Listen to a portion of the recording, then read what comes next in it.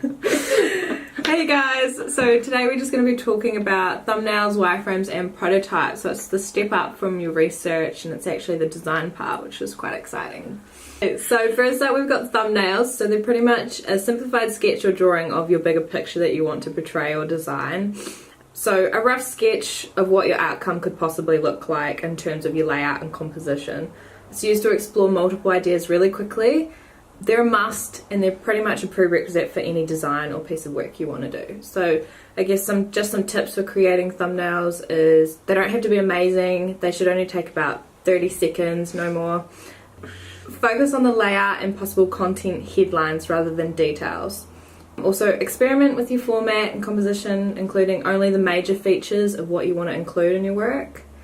And next up we've got is wireframes and concepts. So wireframes are the interactive version. So if you had, for example, multiple pages to design that you were part of the same project or work, for example, web design or an app, so they are the concepts used for user experience and user interface.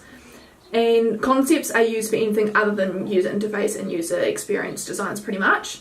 So overall they're pretty much a visual guide that represents the framework or skeleton of your design. So wireframes and concepts are a step up from thumbnails, although they still lack the typographic styles and things like colours, graphics, and the main focus is just on the structure of the design and the priority of the content itself.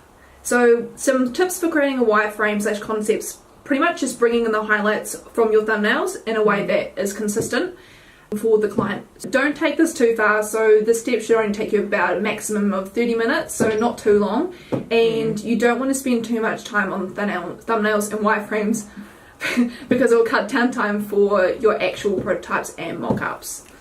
Which we will now talk about. Prototypes and mock-ups. So prototypes are more for user interface projects for graphic designers, whereas mock-ups are more for things like print-based works. So a prototype or a mock-up is a visual early sample of your work, kind of like a professional draft. So this is where all the action happens. So a prototype or mock-up for your work should be a high fidelity visual design draft, including all the details such as typography, colour, your imagery. It's also where you include your CRAP principles and also your elements of design. So we've talked about what the principles and elements of design include in our previous video called Research Part 2 if you want to go check that out. But some tips for creating prototypes and mock-ups we would probably have to say is pretty much just go hard at it. So this is what people say yes or no to, especially obviously the client. So it's important representation of your design or work or whatever it could be. So remember your research when you're actually creating the prototypes and mock-ups. So make sure that you actually include the principles and elements of design. Don't forget about them. No. Otherwise you'll give it to the client and they'll be like, what is this? Also, it's always good to get feedback on your prototypes as much as you can. So this can just be at any stage throughout the prototype and mock-ups as well. So if you're adding like different elements to it and stuff, always just, you know, get as much feedback as you can. It's always helpful. User testing and stuff. Yeah, user testing comes into play well in this part, which we will elaborate more in our next video. So what are some other tips? Well, I reckon just include as much detail as possible. Remember to back up your work.